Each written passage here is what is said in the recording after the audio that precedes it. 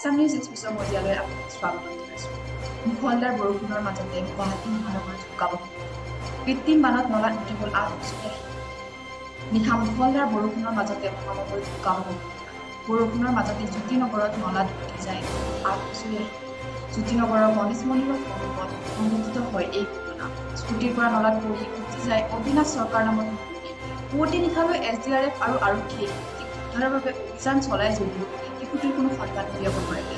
পিতৃৰ সৈতে স্কুটিত আহি থাকোঁতে পিছলি পৰি সংঘটিত হয় এই শোকাবহ ঘটনা। নিশা মুষলধাৰ বৰষুণত সাগৰ সদৃশ পৰিৱেশৰ সৃষ্টি হয় মহানগৰীৰ বিভিন্ন প্ৰান্তত। জুৰুড, পাঞ্জাবাৰী, ৰাজগড়, চান্দমাৰী, হাতীগাঁও, ৰুক্মিণীগাঁৱকে ধৰি বিভিন্ন প্ৰান্ত জলমগ্ন হৈ পৰে, যাৰ ফলত জনযন্ত্ৰণা এই অঞ্চলৰ বাসিন্দা।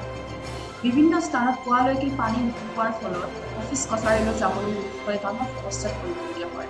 জুৰুডত চিৰিয়াখানাৰ পৰা জোনাইলৈ গ'ল সমগ্ৰ পথ এক কঁকাল পৰ্যন্ত পানী কৃত্ৰিম বানপানীৰ ফলত বহু লোকৰ যান বাহন বিকল হৈ পৰে। তেওঁলোকে এতিয়াও ঘৰত আৱদ্ধ যিমানেই ঢাক ঢোল নিপিতক কিয়, যিমানেই স্মাৰ্ট চিটিৰ শ্লোগান নিদিয়ক কিয়, এজাক বৰষুণ আহিলে এতিয়া ওলাই পৰে মহানগৰীৰ স্মাৰ্টনেছ।